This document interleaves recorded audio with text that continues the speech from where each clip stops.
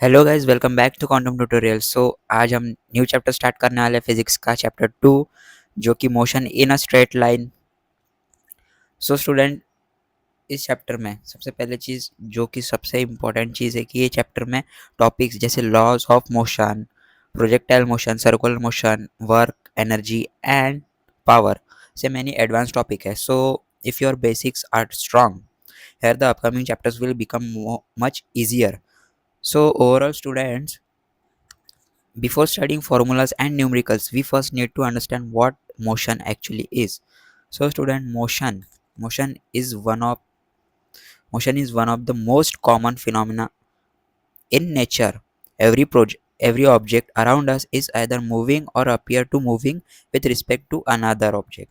So students, motion जो है one of the most common phenomena in nature. Every second countless object around us are moving.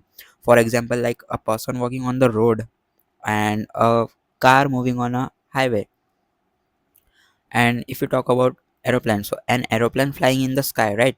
So the earth, और भी ऐसे बहुत से examples है जैसे earth revolving around the sun, a fan rotating in your room, inside our body also. So inside our body, blood flowing inside our body, right? So all these are examples of motion. अब motion की definition क्या है? Motion is the change in the position of an object with time with respect to a reference point. So जब किसी object की position यानी कोई location time के साथ किसी रेफरेंस पॉइंट के रिस्पेक्ट में चेंज होती है, तब हम क्या कहते हैं? तब हम कहते हैं कि ऑब्जेक्ट मोशन में है। Okay, and why do we say with respect to another object? ये लाइन बहुत इंपॉर्टेंट है। सो इसमें एक चीज़ गौर करो कि हम कभी भी डायरेक्टली नहीं बोल सकते कि कोई ऑब्जेक्ट मूविंग है या एट रेस्ट पे है। सो हमें हमेशा किसी रेफरेंस पॉइंट की ज़रूरत पड़ती है। जैसे मोशन जो है, motion is always relative. For example, जैसे एक लड़का रोड पर चल रहा है, अगर रोड को रेफरेंस पॉइंट मानेंगे तो लड़का मूविंग है। या फिर और एक एग्जांपल लेते हैं, जैसे अगर कोई लड़का बस में बैठा है, बस के अंदर बैठे दूसरे पैसेंजर के रिस्पेक्ट में वो एट रेस्ट है ना, वो एट रेस्ट में है, लेकिन रोड के रिस्पेक्ट में ना वो मूविंग है। तो इसका मतलब क्या हुआ? मोशन ऑब्जर्वर पर डिपेंड करता है ओवरऑल। तो स्टूडेंट्स, अब बात आती है, मोशन हमेशा रिलेटिव होता है, लेकिन एक सवाल ये आता है कि हम कैसे डिसाइड करते हैं कि कोई ऑब्जेक्ट मोशन में है या रेस्ट में है? सो इसका आंसर सिंपल है। इसका आंसर है frame of reference. Means frame of reference physics का एक बहुत इंपॉर्टेंट कॉन्सेप्ट है। इसका यानी इसके बिना हम ऑब्जेक्ट यानी किसी भी ऑब्जेक्ट की पोजीशन, स्पीड या मोशन को डिस्क्राइब नहीं कर सकते हैं। अब सबसे पहले सवाल यह आएगा कि what is a frame of reference. इसकी डेफिनेशन यहाँ पे दी है कि a frame of reference is a fixed point और object with respect to which the position और motion of another object is observe. So students, यहाँ पे देखो, फ्रेम ऑफ रेफरेंस मतलब एक फिक्स पॉइंट, ऑब्जेक्ट या ऑब्जर्वर जिसके रिस्पेक्ट में ना हम किसी दूसरे ऑब्जेक्ट की पोजीशन या मोशन को ऑब्जर्व और या फिर मेज़र करते हैं। ओके, या फिर हम मेज़र कर सकते हैं। तो एक सिंपल वर्ड में जैसे बता दूँ कि जिस जिसके कंपैरिजन में हम मोशन को जज करते हैं, उसे फ्रेम ऑफ रेफरेंस कहते हैं ना। अब सवाल ये भी आएगा कि हमें फ्रेम ऑफ रेफरेंस क्यों चाहिए? अगर रेफरेंस पॉइंट ही ना हो तो हम कभी कभी नहीं बता सकते कि ऑब्जेक्ट मूव कर रहा है या रेस्ट में है। जैसे कि मान लो एक कार रोड पर चल रही है, अगर रोड को रेफरेंस फ्रेम मानेंगे तो कार क्या हो जाएंगी? कार मूविंग मूविंग ऑब्जेक्ट हो जाएंगी। ओके, अगर कार के अंदर बैठा हुआ पैसेंजर या पर्सन कोई रेफरेंस फ्रेम है, तो उसके पास बैठा दूसरा पैसेंजर एट रेस्ट में है। इसलिए क्या हुआ कि इसलिए मोशन ऑब्जर्वर या रेफरेंस फ्रेम पर डिपेंड करता है। अब जैसे एक और एग्जांपल लेते हैं रियल लाइफ के थ्रू। जैसे मूविंग ट्रेन है, तो मूविंग ट्रेन, ओके, तो एक ट्रेन 80 किलोमीटर पर आवर की स्पीड से चल रही है। सो वो प्लेटफॉर्म पर खड़ा आदमी यानी प्लेटफॉर्म पे जितने भी खड़े आदमी या जो लोग हैं, वो देखेंगे कि ट्रेन और पैसेंजर मूविंग है। तो ट्रेन के अंदर बैठे पैसेंजर देखेंगे कि उसके सामने बैठा जो उसका फ्रेंड होगा या फिर कोई भी अदर पर्सन, वो एट रेस्ट में है। ओके, सो दोनों ऑब्जर्वर सही है क्योंकि दोनों फ्रेम ऑफ रेफरेंस अलग अलग तरीके से देख सकते हैं। तो फ्रेम ऑफ रेफरेंस में ना क्या होता है कि एक फिक्स पॉइंट ऑब्जेक्ट या ऑब्जर्वर होता है, और मोशन और रेस्ट हमेशा फ्रेम ऑफ रेफरेंस के रिस्पेक्ट में डिफाइन होते हैं। तो अलग अलग ऑब्जर्वर के लिए एक ही ऑब्जेक्ट की मोशन अलग हो सकती है, इसलिए मोशन एक रिलेटिव कॉन्सेप्ट है। अगर स्टूडेंट्स क्वेश्चन में पूछा जाए कि मोशन किस पर डिपेंड करता है, तो आपका आंसर क्या होना चाहिए? फ्रेम ऑफ रेफरेंस यानी ऑब्जर्वर। ओके, अगर पूछा जाए कि can an object be at a rest and in motion at the same time, so what will you say? So yes, but with a respect to different frames of reference। जैसे कि मैंने बताया कि train में बैठा passenger train के respect में rest में है, लेकिन प्लेटफॉर्म के रिस्पेक्ट में वो मोशन में है। So overall frame of reference एक फिक्स पॉइंट या ऑब्जर्वर होता है जिसके रिस्पेक्ट में ना हम किसी ऑब्जेक्ट की पोजीशन और मोशन को ऑब्जर्व करते हैं। तो इसके बिना क्या होता है स्टूडेंट, इसके बिना हम ये डिसाइड डिसाइड ही नहीं कर सकते कि ऑब्जेक्ट रेस्ट में है या मोशन में। तो इसी वजह से फिजिक्स में ना कहा जाता है कि यहाँ पे मोशन जो है, motion is a is always relative. यानी अगले टॉपिक में हम डिस्टेंस एंड डिस्प्लेसमेंट को डिटेल में समझेंगे, जो मोशन चैप्टर का सबसे इम्पोर्टेंट टॉपिक होने वाला है। और नाउ व्हाट इज रेस्ट?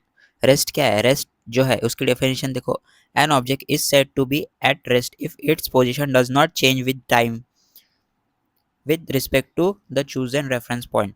सो अगर किसी ऑब्जेक्ट की पोजीशन टाइम के साथ नहीं यानी चेंज नहीं होती है, और वो चूजन रेफरेंस के पॉइंट के रिस्पेक्ट में सेम पोजीशन पर रहती है, तो उस ऑब्जेक्ट को हम रेस्ट कहते हैं। यानी पोजीशन चेंज नहीं हो रही है तो वो तो ऑब्जेक्ट रेस्ट में है। Okay, so overall why do we say that with respect to reference point, यानी किसी ऑब्जेक्ट के एक ऑब्जर्वर के लिए ना रेस्ट में हो सकता है, लेकिन दूसरे ऑब्जर्वर के लिए वो मोशन में। इसलिए रेस्ट भी एक रिलेटिव कॉन्सेप्ट है। तो उसमें ना जैसे एक बुक है, जो बुक एक टेबल पे है, तो एक बुक टेबल पर रखी हुई है, तो अगर टेबल को रेफरेंस पॉइंट मानेंगे तो बुक की पोजीशन चेंज नहीं हो रही है, तो बुक क्या है? बुक रेस्ट में है। ओके, जैसे जैसे ट्रेन है, ट्रेन के अंदर पैसेंजर जो है, एक पैसेंजर मूविंग ट्रेन के अंदर सीट पर बैठा है, तो ट्रेन के रिस्पेक्ट में ना पैसेंजर रेस्ट में है, बट प्लेटफॉर्म के रिस्पेक्ट में ना पैसेंजर मोशन में है। तो दोनों ऑब्जर्वेशन सही है क्योंकि रेफरेंस पॉइंट्स अलग अलग है। तो स्टूडेंट रेस्ट का मतलब ये नहीं कि ऑब्जेक्ट यूनिवर्स में बिल्कुल स्टेशनरी है। तो रेस्ट का मतलब सिर्फ इतना है कि चूज एन रेफरेंस पॉइंट के रिस्पेक्ट में ना उसकी पोजीशन चेंज नहीं हो रही है। तो स्टूडेंट्स अगर किसी ऑब्जेक्ट की पोजीशन के टाइम के साथ चेंज होती है, और ये चेंज किसी चूज एंड रेफरेंस के पॉइंट के रिस्पेक्ट में ऑब्जर्व किया जाता है, तो उस ऑब्जेक्ट को हम मोशन कहते हैं। तो सिंपल वर्ड में क्या हुआ कि पोजीशन चेंज हो रही है, दैट मीन्स वो मोशन में है। सो अब उसके टाइप्स देखेंगे, टाइप्स ऑफ मोशन। सो यहाँ पे types of motion three types के हैं। एक ट्रांसलेशन मोशन, दूसरा rotational motion and oscillator motion, oscillatory motion. So इसमें ना सबसे पहले ट्रांसलेशनल मोशन, जिसमें जब किसी ऑब्जेक्ट का हर पॉइंट सेम डायरेक्शन में और सेम डिस्टेंस मूव करता है, तो उसे ट्रांसलेशनल मोशन कहते हैं। जैसे कि यहाँ पे देखो, ऑब्जेक्ट एक जगह से दूसरी जगह शिफ्ट होता है। तो जैसे एग्जांपल ले, जैसे कार है, कार जो कि रोड रोड पर चलना, और जैसे ट्रेन ट्रैक्स पर चलना, लिफ्ट का ऊपर और नीचे जाना, और बॉल को सीधा थ्रो करना। ओके, तो यहाँ पे ना ट्रांसलेशन मोशन दो टाइप्स के भी होते हैं। एक है रेक्टी लीनियर मोशन। इसमें क्या होता है कि इसमें ना स्ट्रेट लाइन में मोशन होता है, और एक कर्व लीनियर मोशन होता है, जिसमें क्या होता है कि कर्व्ड पाथ में मोशन होता है। अब आगे बढ़ेंगे जिसमें रोटेशनल मोशन। तो रोटेशनल मोशन जो है, जब कोई ऑब्जेक्ट एक फिक्स्ड एक्सिस के अराउंड घूमता है, तो उसे रोटेशनल मोशन कहते हैं। तो इस मोशन में ना ऑब्जेक्ट की पोजीशन चेंज होती है, लेकिन रोटेशनल एक्सिस एक्सिस के अराउंड होता है। जैसे सीलिंग फैन, बाइसिकल व्हील, अर्थ जो है, अर्थ अपनी एक एक्सिस पर रोटेट करती है। तो मिक्सर ग्राइंडर के ब्लेड, तो ये सब क्या है, एक एक्सिस के अराउंड होने वाले रोटेशनल मोशन कहते हैं है वो। सो जिसमें रोटेशन में ना ऑब्जेक्ट के सेंटर यानी जो लगभग सेम जगह रहता है, लेकिन ऑब्जेक्ट के बाकी पार्ट्स सर्कुलर पाथ में मूव करता है, तो उसे हम क्या कहेंगे, रोटेशनल मोशन। अब ऑसिलेटरी मोशन जो होता है, जब कोई ऑब्जेक्ट एक फिक्स मेन पोजीशन के अराउंड बार बार आगे और पीछे मूव करता है, तो उसे ऑसिलेटरी मोशन कहते हैं। चलो इस मोशन को ना एंड फ्रो भी कहते हैं, जिसमें अगर देखें जैसे झूला है, झूले में स्विंग हो रहा है, पेंडुलम ऑफ क्लॉक, और जैसे गिटार स्ट्रिंग का वाइब्रेशन या फिर स्प्रिंग का आगे पीछे हिलना, तो ये क्या हो गया, एक ऑसिलेटरी मोशन जो हमेशा मीन पोजीशन के अराउंड होता है वो। तो स्टूडेंट्स ये तीनों का ना अब कंपैरिजन करेंगे, जैसे कि ट्रांसलेशनल मोशन जो कि एक क्या है, ऑब्जेक्ट एक प्लेस से दूसरे प्लेस मूव करता है, तो ये क्या हो गया, ट्रांसलेशनल मोशन। अब रोटेशनल मोशन क्या होता है, ऑब्जेक्ट फिक्स एक्सिस के अराउंड रोटेट करता है। और ऑसिलेटरी मोशन जो कि ऑब्जेक्ट मीन पोजीशन के अराउंड टू एंड फ्रो में मूव करता है, एंड फ्रो मूव करता है। देखो अब तक के मोशन, रेस्ट और फ्रेम ऑफ रेफरेंस को समझा, लेकिन फिजिक्स में ना किसी ऑब्जेक्ट की मोशन को डिस्क्राइब करने के लिए सबसे पहले हमें उस ऑब्जेक्ट की पोजीशन बतानी चाहिए। अगर हमें यही नहीं पता कि ऑब्जेक्ट किस जगह पर है, तो हम उसकी मोशन या डिस्प्लेसमेंट को कैलकुलेट नहीं कर सकते। इसलिए पोजीशन मोशन चैप्टर का एक बेसिक और इम्पोर्टेंट कॉन्सेप्ट है, जिसमें पोजीशन की डेफिनेशन क्या बोलती है कि the location of an object with respect to the origin is called its position and it is represented by x। यानी किसी ऑब्जेक्ट की ओरिजिन के रिस्पेक्ट में लोकेशन को उस ऑब्जेक्ट की पोजीशन कहते हैं, जिसमें फिजिक्स में ना पोजीशन को जनरली एक्स से रिप्रेजेंट किया जाता है। यानी ऑब्जेक्ट कहाँ पर है उसकी लोकेशन को पोजीशन कहते हैं। सो स्टूडेंट, अगर किसी ऑब्जेक्ट की पोजीशन ही नहीं बताओगे तो हमें ये नहीं बता सकते कि वो मूव हुआ या नहीं हुआ, कितना मूव हुआ, किस डायरेक्शन में मूव हुआ। इसलिए ना मोशन को स्टडी करने के लिए फर्स्ट स्टेप जो दी गई है वो है पोजीशन। जैसे एक एग्जांपल लेते हैं कि एक स्ट्रेट रोड पर एक इलेक्ट्रिक पोल को ओरिजिन जो कि 0 मीटर मान लिए उसको, तो एक स्टूडेंट उस पोल से 20 मीटर राइट साइड पर खड़ा है, तो उसकी पोजीशन क्या हो जाएंगी, say x that equals to +20 metre. Okay, plus नहीं भी लिखा तो चलेगा। ओके, उसकी पोजीशन कितनी हो जाएंगी, 20 metre. So x equals to 20 metre. और दूसरा एग्जांपल भी ले ले, जैसे कि यहाँ पे देखेंगे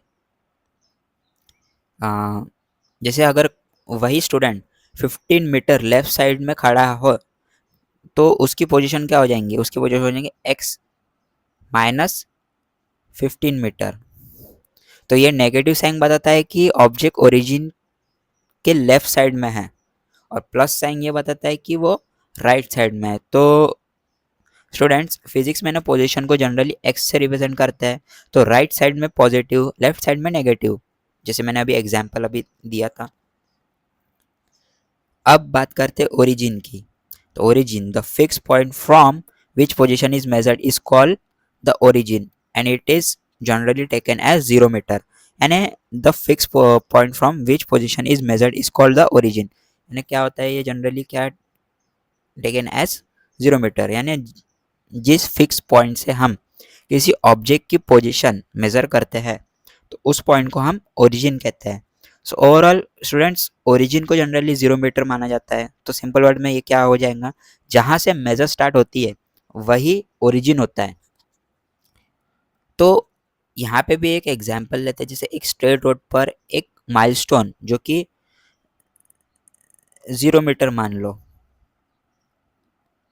ओके, 0 मीटर लिया, तो ये माइलस्टोन हमारा ओरिजिन है। तो अब यहाँ पे देखेंगे कि जो कार है वो 30 मीटर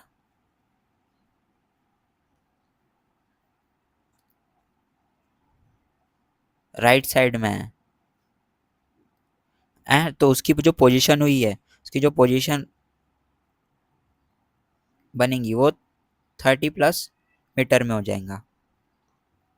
और वही कार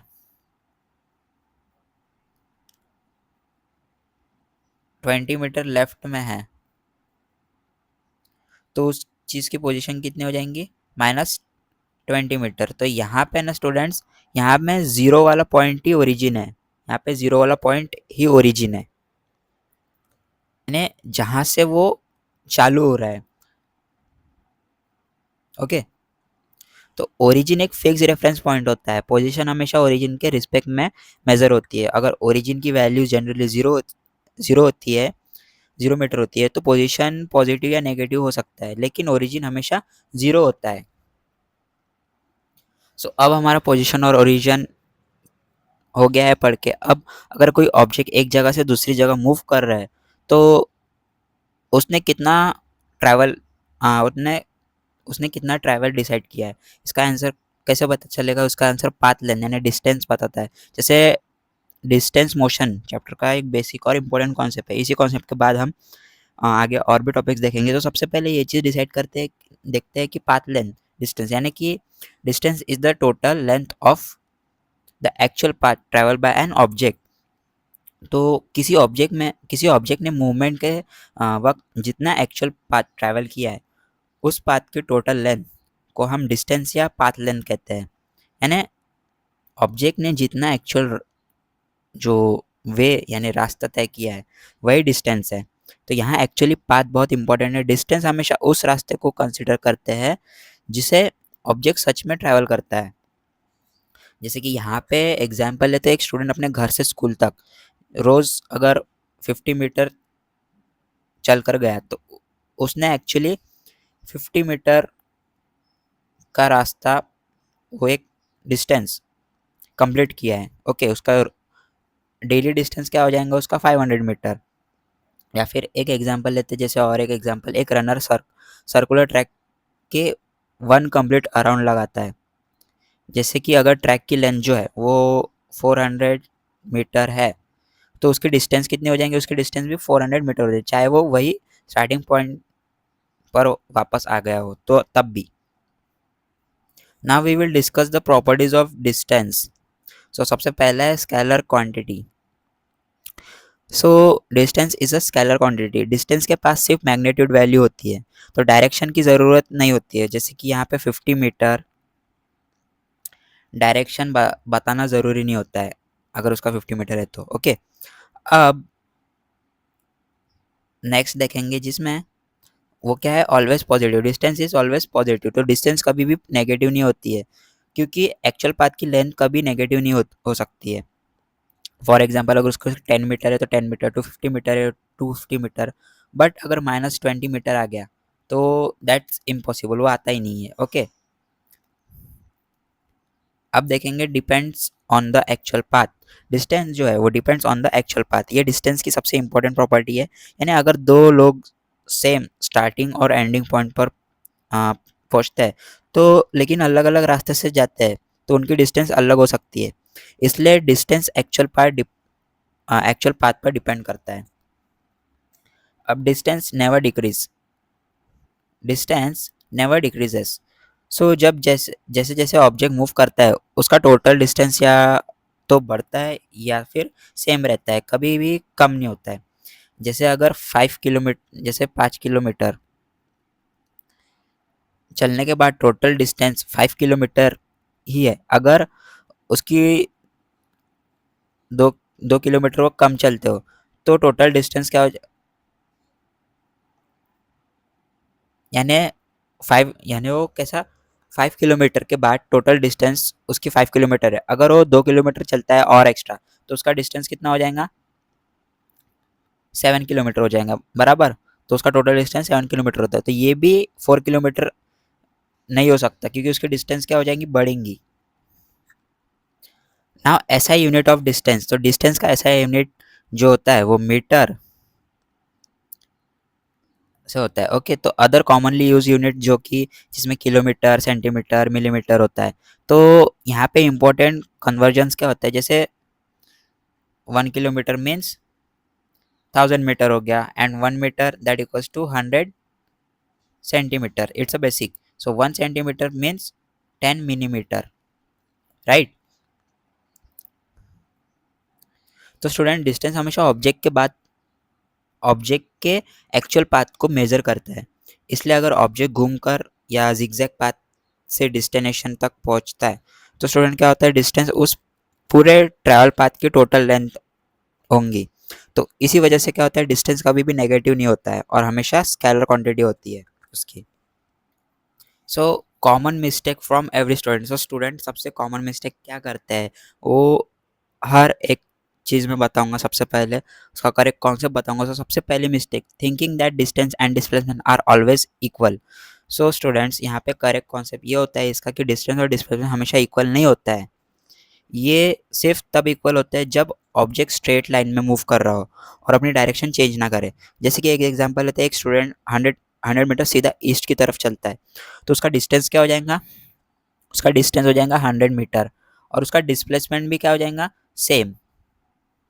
ओके, डिस्प्लेसमेंट भी उसका 100 मीटर है, दोनों इक्वल है। लेकिन अगर स्टूडेंट 100 मीटर ईस्ट जाकर 40 मीटर वेस्ट वापस आ जाए, तो उसका डिस्टेंस हो जाएगा 140 एंड डिस्प्लेसमेंट हो जाएगा उसका 60 मीटर। सो इन केस में